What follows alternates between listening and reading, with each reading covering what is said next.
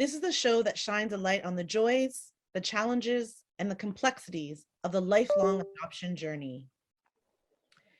Of all of the members within the galaxy, that includes the adopted person, the birth or original family, and adoptive families.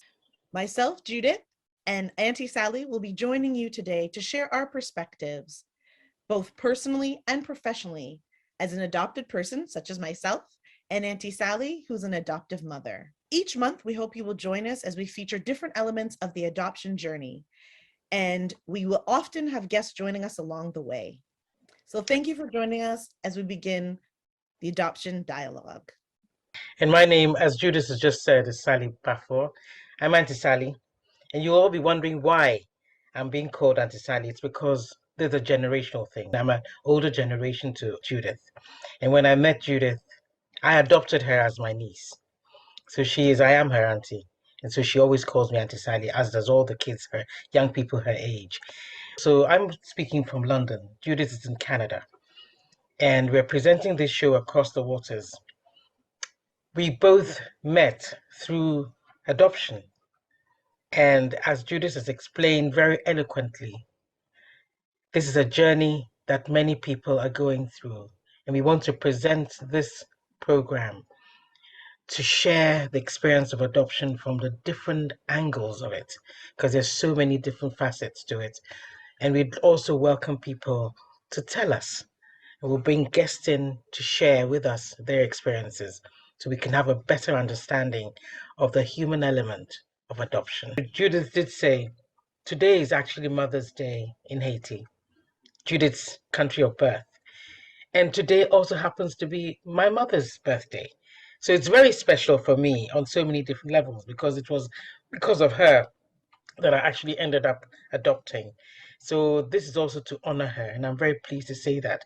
Now, before we continue, one of the things that is very prevalent with adoptive people is the kind of emotional challenges that young people who have been through adoption, been through the care system, carry with them. We think we should let you get to know us a little bit more. So I'd like to share a little bit about myself and ask then Auntie Sally to do the same. So as you all know, I am an adopted person, but that's not all that defines me. I am also a daughter, a sibling, an auntie, a niece, a granddaughter, and a partner, and a mama in many forms. Professionally, I'm a registered social worker, consultant, facilitator, trainer, speaker, writer, and now host. And I am joining you, as Auntie Sally said, from Ontario, Canada today. And it's an absolute pleasure to be here and to share and learn together more about adoption and the journey and the impact that it has on all of those involved.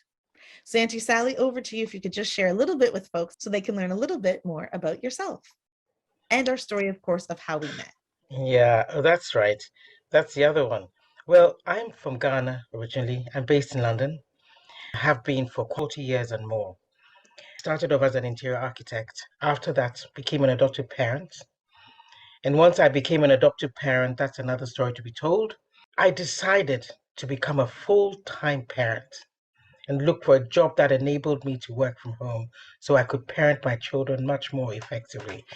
I recognized that they needed that kind of parenting. And as a result of that, I became a consultant for adoption, sitting on adoption panels and making decisions about people, children in the care system, and people who were able to adopt, and doing training programs for them as well, and supporting the adopters. I finally set up a charity called Thank You Charity, which I continue to run. And in between that, I'm hosting this program and host several other programs as well. So having given you this background, I let Judith tell you where she speaks, because she also is from Haiti. And that's why it's very significant that we're celebrating today, launching this program today on Haiti's Mother's Day in honor of Judith. And I'd like Judith to tell a bit more about her story, and then I'll tell you how I became an adoptive parent. So my journey did begin, as Auntie Sally said, in Haiti, which for those who may not be familiar with it, it is in the Caribbean, and it shares a landmass called Hispaniola, is a whole landmass. And the other side of the island is actually the country of Dominican Republic. So Haiti and Dominican Republic share the landmass of Hispaniola. And Haiti, of course, speaks French and Creole French are the two official languages of Haiti. And I was born there in 1979. And my journey started actually where some may think, well, quite traumatically, actually. I don't know all of the details of my early beginnings. What the story that I grew up knowing and being told was that I was actually found on the side of the road. I was found by some passerbyers. I don't know their names. I don't know who they are, but they found me there in a little ditch. I was actually covered with bugs and I was naked, no identification whatsoever, no little blanket, nothing on me. And from there, they saw me and they took me to the nearby hospital. This was in the north of the capital city, in a city called Cap-Haïtien, which is the second largest city in Haiti. And from there, these folks took me to the hospital. I was received there by the nurses and they took care of me. They, examined me, they assessed my situation, and they estimated that I was about 3 days old, approximately. They would have had to take into account my umbilical cord, the size I was, etc., to know this. And during the examination, they actually found that I was in very good condition for a child who was just found on the roadside. I was relatively healthy. I was, of course, I'm sure I was very hungry, but I was healthy and I didn't show signs of extreme malnutrition or anything of that nature. So from there, I stayed at that hospital for about 2 weeks. And a nun who often traveled to work in Haiti and work in Canada and facilitate adoptions between Canada and Haiti passed through the hospital as she often did on her journeys and travels. And the nuns at this time said, the nuns who were working at the hospital, the nurses there, said, no one has come to claim this little baby girl. She's been here for a few weeks. Nobody has come for her. We have no identification for her.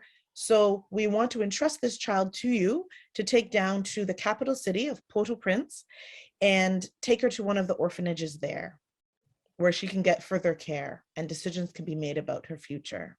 So this nun did that. She took me with her. We traveled to Port-au-Prince, which would have been probably about a 7 or 8 hour journey, taking either a tap-tap or a car. And it's a long journey indeed. And we made it to the orphanage in Port-au-Prince.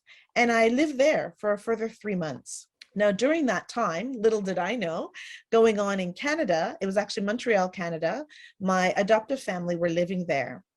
And my father was a minister, and he and my mother really felt a calling from their religious background to, take care of orphans essentially, and to do that piece of work. They already had a biological daughter who was almost 3 years old at the time, but they really did want to expand their family through adoption. They settled on Haiti, not having ever been there themselves, but learning a little bit about the country, they decided to adopt from Haiti. Now, this did cause some challenges within, particularly my maternal grandparents, not being as open to the idea of my parents adopting a Black child. This, again, was at the sort of late 70s, heading into the early 80s. But my mother persevered and she said, no, this is what we feel we are meant to do. And they went through the process. And they were introduced to myself. The nun who had my power of attorney and who would take me to the orphanage said, oh, there's a little baby girl. But unfortunately, by this time, I had actually become very sick. I was actually near death due to the formula that they were giving me. At the time, they didn't realize that I was actually allergic to the formula milk that I was being fed. So my family said, no, we still want her. We still want her to join our family. And so I traveled, I got a little bit better. I was able to travel. And in January of 1980, I was bundled onto a plane with several other Haitian children. And we were flown to Montreal, Canada, where we arrived on a very, very cold January day. Some negative, I believe it was in the -30 region. So it was very cold. So on the plane, I started my journey in a very cute little pink dress. I ended up in a very pink puffy snowsuit so that I would be protected from the weather elements. So that was truly a culture shock that I experienced as a little baby so drastically. From the warmth and a sea of Black faces to hearing Creole and French spoken and being whisked on this plane ride and then landing and seeing really a sea of white faces and hearing French still, but my parents are actually Anglophone. So they spoke some French, but it was very different and very, I call jarring to my system. It would have been everything about my life in that moment changed. The smells, the sounds, the sights, everything that I was seeing around me would have dramatically changed and altered for me. So much so that when I did hear French, my mother said my eyes would perk up actually and get very bright and big because it was something that was comforting and familiar to me. So we settled into our life, and my mother got used to parenting two children. She was actually able to breastfeed me for a short period of time and give me some more of the nutrients that I needed. And I bounced back and I became healthier again. And she really juggled having a 3-year-old toddler and this newborn baby. And life carried on until we moved to America. My father got a new position there, and they went on to have another biological child, my younger sister. And then they decided we moved back to Canada after a couple of years and settled in Toronto. And they decided to adopt again. And they returned to Haiti because they thought that would be important for me to have somebody from my country of birth as well. And this time they adopted a little toddler. He was 4 years old, my younger brother, when he joined our family. And then they went on to have another biological child. So I grew up in a family with 5 of us. And it was a mixed bag of 2 of us being adopted, 3 of the children not being adopted, and sort of what that meant for us as we traveled through life, just generally walking down the street. We were very identifiable as a family. And of course, that led to many, many questions that as a young child, I felt I always had to answer all of these people. And in some ways, some very intrusive, ignorant questions at times. And other times, just curious questions of people wondering, wow, how does this family work? And actually questioning, do you belong in this family and how do you fit in? So as a young child, I really started questioning myself and where I did fit in. And I went through truly a real experience of culture shock, racial identity challenges from the age of 2, I would say, really is when it started. So life started off in some very challenging ways. And I've had to learn over the course of now 40 plus years, how to navigate those challenges, how to learn to heal and love myself fully, and to be in a place of also of forgiveness, not understanding why I was thrown into a ditch at my early stages. And those are some of the things that we'll be sharing with you in the adoption dialogue, talking about truly all elements. There are some that are very painful and hard to talk about at times, but it's important that people have a real some understanding of what this journey is like. And while we don't represent and we don't claim to represent all adopted people or all adoptive parents, we're coming to you with our perspectives, our journeys, and our lens. So we hope that you will enjoy and join us on this journey. And we really look forward to sharing it with you. Thank you, Judith, for sharing that. I remember, and I must tell you how I met Judith, because you've heard her story. She's from Haiti to Canada. I came from Ghana to England. The two don't meet. Now, I'm talking about the year, it would have been 2007, was it, Judith, wasn't it? 2007. Yes. Yeah, 2007. And that was the year of Ghana's 50th anniversary of independence. I had been listed as one of the 50 outstanding people who were creating value here in London. And a gentleman called Andrew Tagobor was the one who had been charged to meet up with all the 50 people who had been listed, who had actually been nominated by the Ghanaian community here in England, to interview them. Tags didn't know where to find me. This was before the days of LinkedIn and Facebook and social media that enables you to locate people very easily. So I had gone to a conference that was being organized by the Ghana High Commission. And I really didn't think very much of that conference. I remember very well and thinking, oh dear, I really should be back because I have got things to do at home. And I was with a young lady, Cynthia, I remember. And she brought me a newspaper. And I thought, oh, can I have a copy of that? She said, oh, but that's my copy. And so she was going to get me a copy. The person she went to get the copy from was no less than our dear Andrew Tagore. So when she mentioned that she needed it desperately for somebody called, and Andrew said, for who is this Sally? He said, oh, Sally Baffle? Yeah, absolutely. He said, oh, I've been searching for her and I need to interview her. So Andrew came and met me, and we met up later on to do the interview. It was a very extensive interview. And Andrew and I got on very, very well. And when he heard my story, he said to me, you know, Sally, you really must meet my girlfriend's best friend. And I said, what about her? He said, you know, she's also adopted. And I thought, well, that would be interesting. I'd really like to meet her. So Andrew went off. Obviously, I said, give her my telephone number. Would you believe that? I think it was the same day, the very next day, Judith called me straight away. And we spoke for 3 hours on the telephone. with Judith telling me this story that she's just shared with you. It was a shock to my system. I kind of had an idea of foundlings, but I'd never met one. I heard that Anita Baker was a foundling. I heard her story, but to meet one, and here I was listening to the story of Judith. And I do remember when Judith told me her story, when she said that she was found in a ditch covered in ants. I said, Judith, do you realize that if you were covered in ants, they should have been eating you up as they do? If you were covered in ants and you were alive, but more than that, you were healthy and thriving when you were checked in the hospital, it means that those ants were mothering you. They were taking care of you and they were feeding you like a queen bee. You know, these are the moments when you have to stop and say there's such a thing as providence. God really does take care of his children. And so Judith was found, and here I am, we'd met. And Judith was living outside London at the time. She was living in Buckinghamshire, wasn't she? Yeah. So then she decided to come down to London, and she became a trustee for our charity. And we did some amazing projects together, really incredible projects together. And we've been very close since then. And, I haven't heard Judith's story. And of course, Judith came from a white family, effectively, and didn't have very much of a sense of herself as a Black person. And I'm a Black mother. My children had been transracially fostered before they came to me. So I was very much aware in the early stages of the sort of challenges that my children had in the beginning. So I knew that my children were there for 2 years and they came to me. So we helped them to orientate themselves, to see themselves, identify themselves more as Black people and be comfortable in their skin as Black African Caribbean children.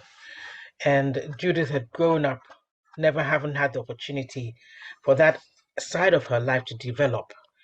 And so I decided that, look, this is a child who continues to need parenting. I'm going to be her auntie. And I told her, that's it, I'm claiming you. So I claimed Judith myself. I claimed her, and she was going to be, and we've been together ever since. So here we are. And then, of course, along the line, Judith got married, had 2 children, and went back to Canada. But we maintained contact and decided that this is a program we must do.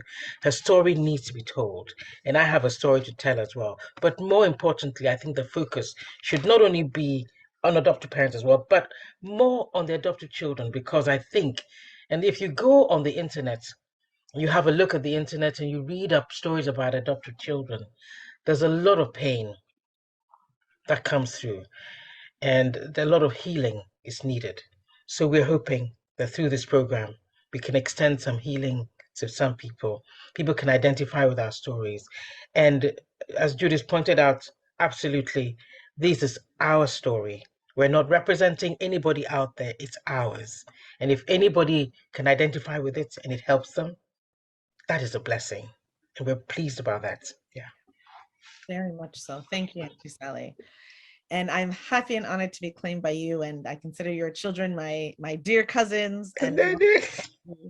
And it has been such a blessing to have somebody, I moved away from Canada. I lived in the UK for 12 years and I didn't move there with any family. I moved there on my own. So when you move to another country, you really have to create a family, a community, a network of people. So I was very blessed and fortunate to come into contact with Tugs, aka Yao Tugabo, and his wife, now wife Sonia, and their families, and Auntie Sally and her family, and many other people, including our Haitian community. There's actually a very strong Haitian community in the UK, which I was really honored as well to be a part of. Also, the UK is very dear to me because it also connected me actually to the adoption community. I'd had very little contact to that prior to my move there. And so being able to connect to all of these communities that were so necessary and so much a part of me that truly had been underdeveloped essentially was an incredible time of self-awareness and awakening for me. That was something that my journey there and my experiences there have definitely shaped me on my journey. And as particularly today, we are of course talking, as Auntie Sally shared, as we've shared, it's Haitian Mother's Day. So big happy Haitian Mother's Day to all my Haitian families and mamas who are watching the show.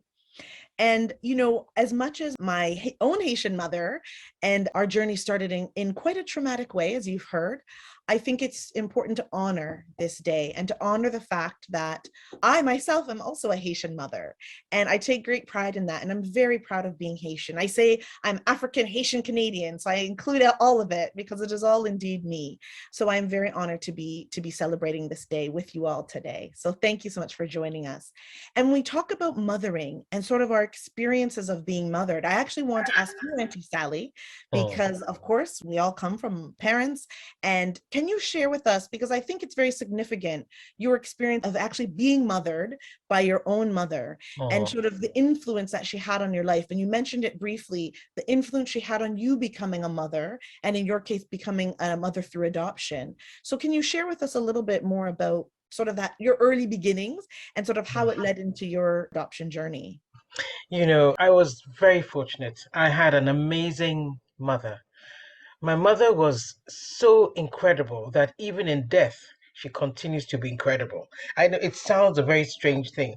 I remember there was an occasion, and I do have to digress because I've made a statement that I need to justify. When I say in death, she continues to be incredible. I sent my daughter to university in America, and we needed to get a lot of things in place. Nothing was working. Everything, we had roadblocks at every stage. And then on one particular day, everything fell into place. The bank opened, the account opened, everything literally. And I was wondering, what is happening today? That happened to be the 8th anniversary of my mother's death. And on the same day, which was so incredible, my brother in New York at the time had had a car accident. He'd had a little tipple, unfortunately. It was so terrible that he was on the side of the road. The police came. They couldn't believe that he was actually came out of that mangled car unscathed. And so they wanted to breathalyze him. And I think eventually had to send him to court because he didn't want to be breathalyzed. He'd had a tipple, of course. It turned out that was the day. He'd had a dreadful accident. He came out totally unscathed. The car was a complete write-off. Court sent a date for his hearing, and the hearing turned out to be my mother's birthday. Wow. It was the most extraordinary thing. So the accident happened on the anniversary of her death. The court hearing happened on the day of my mother's birthday. And when he went to court, they said his record was so clean. The judge gave him a warning and sent him off and gave him a course to go and do, and told him never drink again. He never touched alcohol again after that. So that's just one little example of the kind of mother that I had, who even in death continues to parent her children. She was there are 6 of us. I come from a very large family. My father has 20 children, and one of his wives is my mother, who had the most children, 6 of us. My mother was a very protective mother and also a tigress. You could not touch, you don't mess with her children at all. She was there for all of us. She provided for us absolutely and always gave us complete confidence in ourselves. We grew up as very confident. All of us grew up as confident children and actually very obedient. We're obedient children, and we just looked out for each other as we grew up. All of us looked out for each other. So we're a very close-knit family, and that's what I knew. And we're so close that we depended on each other in a way that I look back now, and even though it might sound like it's unhealthy, it was very comforting. When I came, I was the first one to come to England. I came here on my own. And I went to go and buy a coat. That was the first thing you do when you come to a cold country. And I walked into the shop and I stood in the shop and started looking at all the coats around me and burst out crying. The shop assistant came to and said, "Oh, don't worry, madam, it may never happen." And I thought, oh my God, you don't know. The reason I started crying was because I suddenly realized that I didn't have any of my siblings to help me to choose the coat that would fit me the most. Because, you know, we depend on each other so much. I'd wear the coat and this one would say, "Oh, no, Sal, actually, I don't like the color. You know, no, the sleeves are okay. No, this is the color. This is the one that fits you." That's how we grew up. And when I found myself on the day that I didn't have my brothers and sisters with me to validate what are the decisions I was going to make, it broke my heart. I cried so much. And I suddenly realized that I was now an adult and had to make decisions for myself. It was very, very daunting. Um, One moves on. So that's the background of me. And the journey continues. Then, of course, I got married. And soon after I got married, discovered that I wasn't getting pregnant. Went to have a checkup. Somebody said, have a checkup, and discovered that I had fibroids, which meant the fibroids were so extensive that I only have 5% chance of giving birth. So I called my mother. She was in America at the time because, most of us had traveled. So my mother spent her life moving from one child to the other. And that's how she lived her life at the latter part of her years. And I called her up. She was American. I said, Mama, this is what they're saying. That the doctors are saying that I'm not going to have any children. She said, have you had a second opinion? I said, yes, I have. She said, well, look, when you were 10 years old, you said you would adopt a child from every part of the world. Well, this is your opportunity. I thought, wow, I don't even remember that. So I told my husband at the time, and we both considered there were certain personal considerations that we went through and decided that, yeah, we'll do it. And, when these things happen, and that's something that I'd like to talk about right now, because even when you have come to the point where you decide that you want to adopt, you still don't know what the first move is. What do you do? We'd made the decision. So what happens? We had no idea about anything. And interestingly enough, on one occasion when we had a barbecue at home, some friends of ours, we usually had for lots of children would come around and enjoy themselves, and friends that we had would come with all their kids. And there's a particular couple that we didn't really know that well, but we knew them. And so they were there with their 3 children. So the mother, Julie, and I were in the kitchen preparing things. And then I asked her because her children were so well behaved. Julie, your children are so well behaved. Then I asked her a very strange question, and it's a question that I always ask myself, why did I ever ask such a strange question? I said, Julie, were your children an easy birth? Which is why they're so well behaved, I was thinking. And then she paused for a little while, looked at me pensively. Then she said, they are adopted.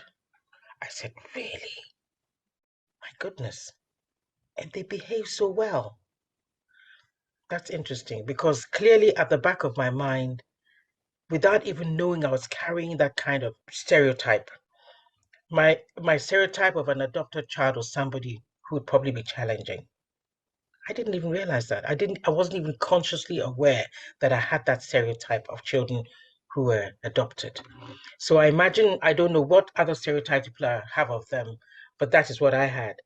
And I got to know Julie very well, got to know her children. It turned out that even though at that time she was living in another part of London, she happened to do her adoption when they were living in my area in Fulham. So she directed me to the local authority that I had to go. She showed me exactly what you do to become adoptive parents because I told her then that that's interesting because we've been thinking of doing it, but we didn't know what the first step is. We didn't know what to do. How do you start it? What do you do?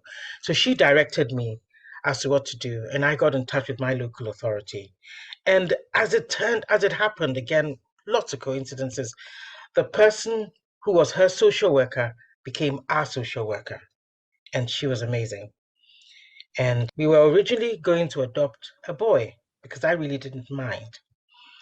But then I had to have an operation to have the fibroids removed. It was such a terrible operation. This is before this. Well, this is why we're going through our assessment. The operation was so terrible that I nearly didn't make it.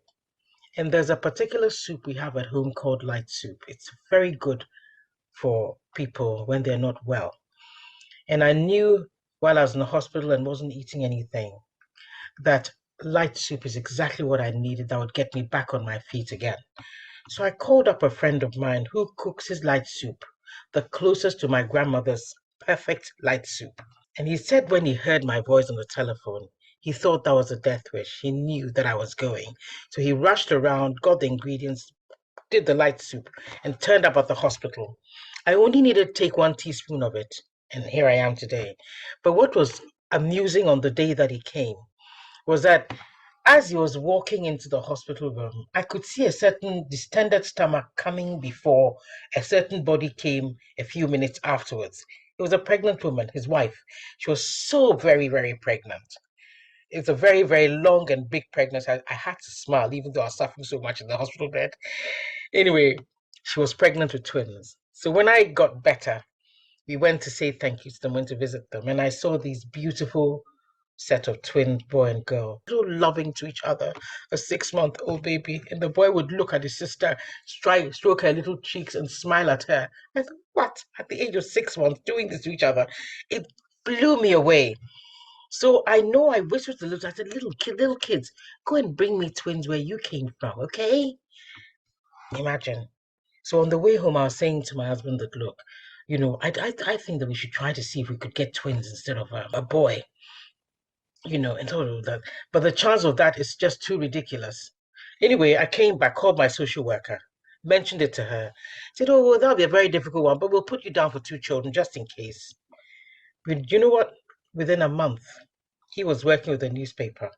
He got a call of the local authority that was placing an advert in the newspaper for twins. So he called me at work and I said, listen, just tell them that we want those twins.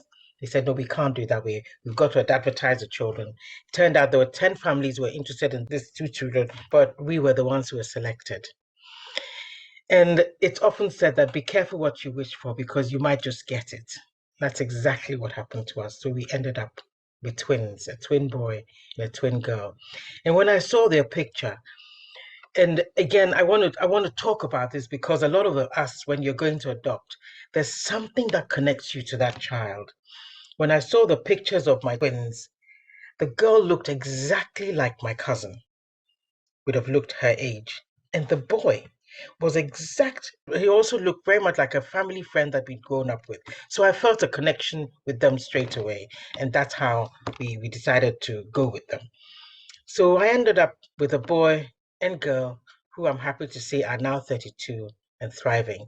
However, the children came with a lot of complex needs. And that's the reason why I decided that I couldn't continue working with the full-time, full-on job that I had as an interior architect and decided to get another job that I could do from home so I could stay at home mother working from home. Wow, what a journey and an experience you have been on indeed. Yeah. And that is truly very amazing. And it is true. What you call to yourself often shall come.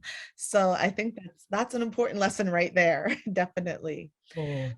Thank you so much for sharing that with us, Auntie Sally. I think that's a really lovely way to sort of talk about mothering and how you came into it and your journey. And I know there's so much more for you to share, and that as we go on in this Adoption Dialogue show, you'll be able to share and bring in elements of the experiences that you had with your children as well. That will be really rewarding for all of us.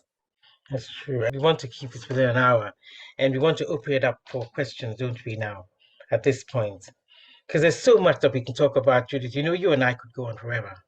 Definitely. But I think there are people in the audience right now who will be wanting to ask some questions, So I'll look in the chat and see what questions are coming up. For sure. What can you see? Okay.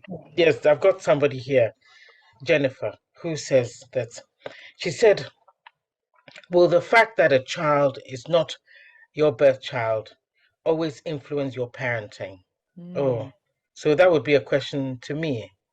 Well, why Yeah. don't you? Why? Well, yeah, because I'm an adopted parent.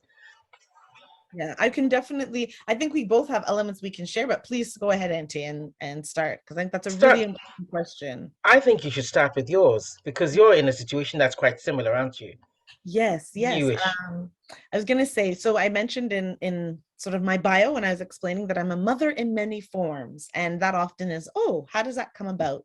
So for myself, when I was living in the UK as well and got married at the time, my ex-husband had a child. He told me about her very early on, very early days, which was important, of course, because I knew if we would be together, then his child would come and join us in the UK. So I started my actual mothering relationship, I would say, on the phone. I got to know his daughter and talked to her on the phone, and we started to build a relationship. And that was a really important part. I hadn't met her yet, but we built up this relationship so much so that she asked to start calling me mommy. And I was very honored by that and humbled because, as I say, this was a new journey to me. At this point, I hadn't mothered. So that carried on for about a year and a half. And then within that year, I also found myself being pregnant. So in 2010, at the end of 2010, I gave birth to my first biological child. And a year later, she came to join us. His daughter came to join us in our household as well. So I now had two children that I was parenting, one a newborn, and my older daughter was 10 years old at the time when she came to join us. So really for that period of time she was about 8.5, I started this mothering journey. Very different, of course, mothering in this way. But I can tell you, although she was not my biological child, I became very protective of her. I moved immediately into a motherhood experience. And people would often say, oh, is it different? Of course it's different, because I wasn't there for her first sort of really 8.5 years. So I didn't get to know her in all of her glory and all of the things that she'd experienced and lived through. So there were things that I had missed out and lost out on not have being there on her journey. And that was hard in some ways because I'm learning a child at such an older age. So I had to really pivot and learn, how do I engage with her? How do we build this relationship now that I am mothering her and now that she is in my home? And that does have an impact on how you build that relationship. It doesn't mean I loved her any less by any means. It just meant that it was a different start to our relationship. For my biological child, my first biological child, that I carried her within me. So I had these nuanced moments and these layered elements of the journey, some which were very challenging, because like Auntie Sally, I also learned at that time when I was pregnant that I had fibroids. So it was actually a painful pregnancy in a lot of ways. I was very sick throughout the pregnancy, but it was also very magical for me, because at this point, I had no idea where my biological or first mother was. I had no understanding, but I felt very deeply when I was pregnant. So I had these two very different experiences mothering right from the beginning. And then for me, unfortunately, a couple of years later, I thought, okay, I'm ready to have another child now and add to our family again.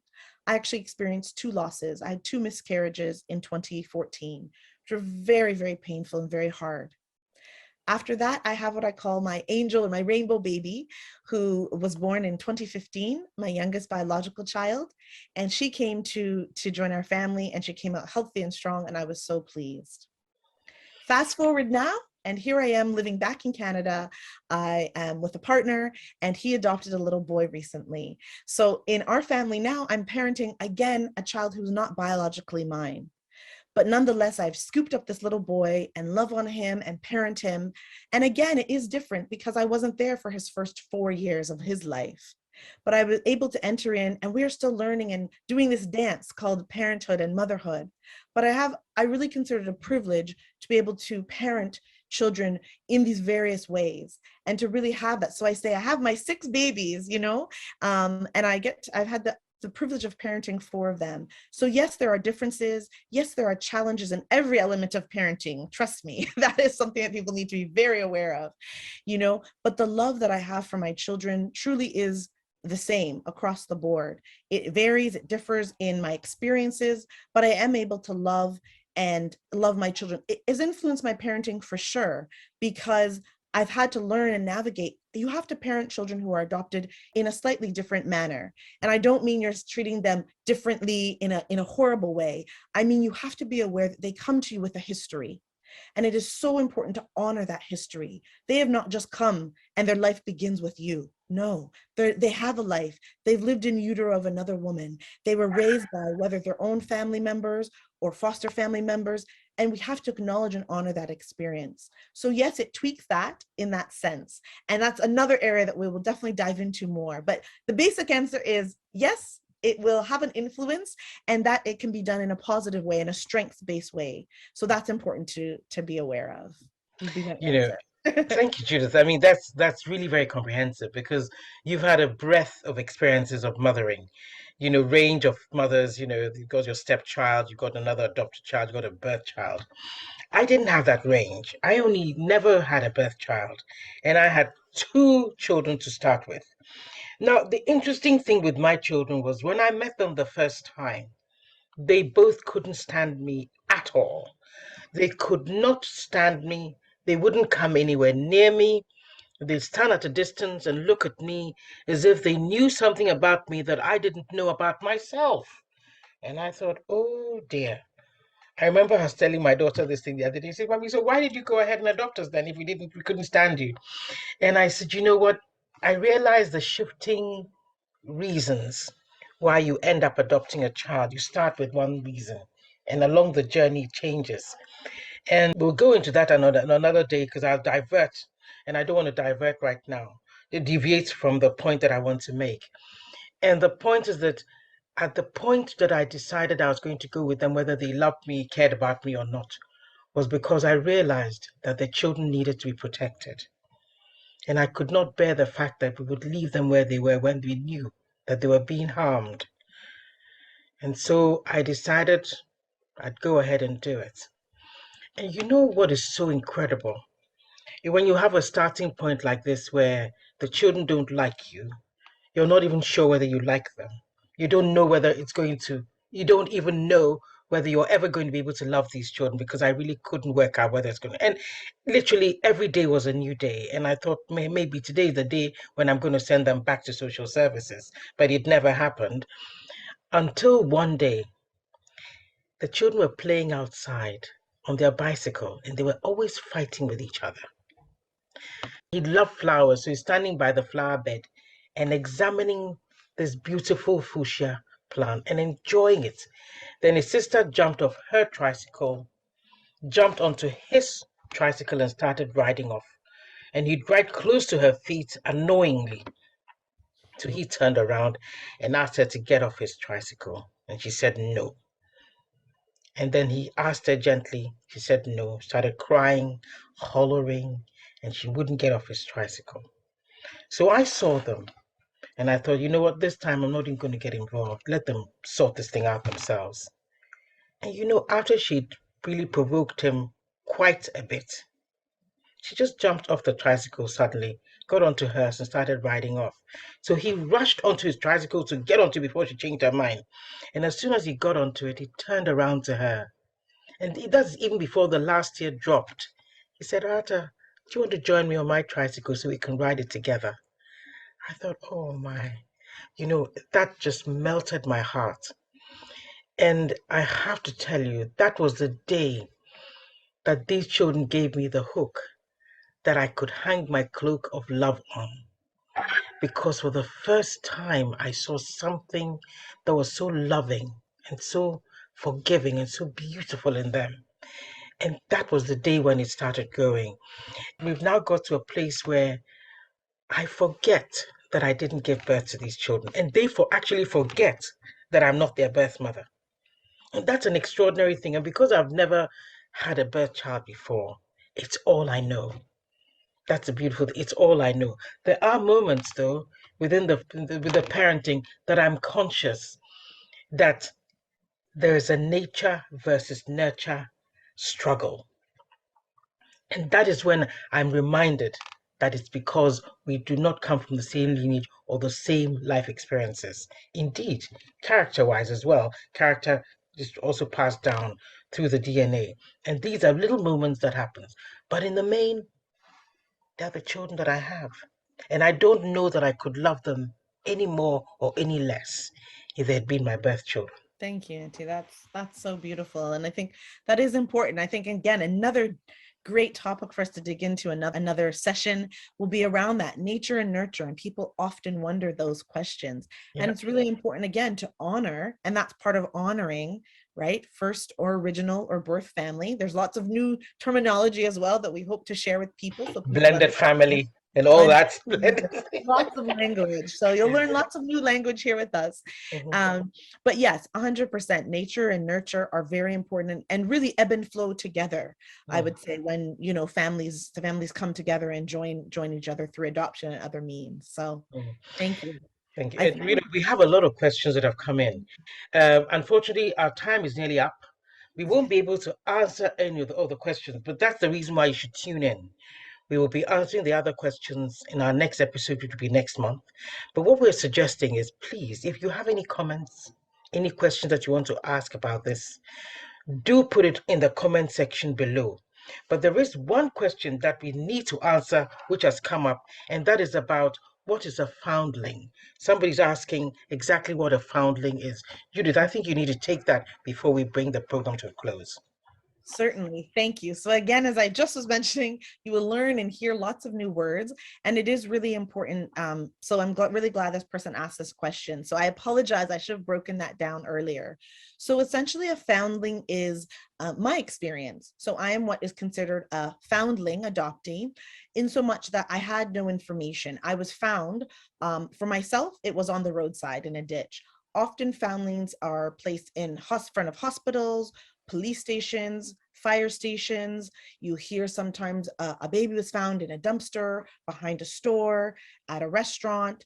Often foundlings are found in, I mean, really anywhere, but it just means a child who was found without identification, so that the original family cannot be contacted, and therefore the child then is often in need of adoptive or permanency family to take them forward for the remainder of their life. So that is essentially what a foundling is. It is not anything new. There's actually a foundling museum in the United Kingdom, and it talks a lot about the history of foundlings. It is not a new feature, and it happens right across the world. Often people think, oh, that only happens in what some people will refer to as developing countries. And it's simply not true. It happens in European countries and North American countries. And you often will hear stories on the news of a child was wrapped and found in one of these situations, as I've mentioned. And therefore the child then, as I say, goes often into the care system. And of course, around the world, care systems look different. So it may be a foster care home, it may be an orphanage. So there are different care facilities for children who are in need of that kind of care. So thank you so much for asking that question. We look forward to continuing to break down all sorts of questions for folks. Please, if you have any questions following the program that we haven't been able to get to today, please drop us an email. You'll see our handle here is Adoption Dialog without the UE. So it's Adoption Dialog, spelled DIALOG.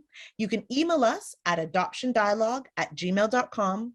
And you can also find us on all platforms of social media: Facebook, Twitter, Instagram. We're even on TikTok, Snapchat, and we also have a YouTube channel. So we look forward to sharing with you throughout the weeks until we meet again next month on Sunday, June the 19th, which happens to be Father's Day. So we hope you will join us for that. And if you're interested in sharing with us about your own experiences, please, you can also find us on Facebook at Adoption Dialog. Again, dialogue is spelled DIALOG. We look forward to being with you again next month. Thank you so much, all who have tuned in this month, and we look forward to seeing you soon. Thanks so much, Auntie Sally. It's been a real pleasure. Thank you, Judith. It's been a pleasure. And I just want to remind all of you, this is a monthly show, so look out for us. You'll know the dates we're going to put it out there, so you'll know when it is, and you can tune in and just be part of this journey with us. We are going to be a family. We want you walking alongside us in this beautiful family that we're establishing around the world. Thank you. Thank you, Judith. To all adopted people around the world, I dedicate the song Desiderata by Les Crane. And remember what peace. It's a powerful, life-changing poem for hard times, which inspires hope for all who hear it. My message to all adoptees is summed up in the chorus. You are a child of the universe. No less than the trees and stars, you have a right to be here. And whether or not it's clear to you, no doubt, the universe is unfolding as it should, and you have a unique and very important part to play in it. So stay strong, positive and focused, and you will thrive. I want to thank you all for joining us at Adoption Dialogue. If you have any questions or comments, send it to us at adoptiondialogue@gmail.com or drop it in the comments section of our social media platforms with the handle Adoption Dialogue without the UE at the end of dialogue. Thank you again. Stay tuned for our next episode on social media. Bye for now and stay blessed.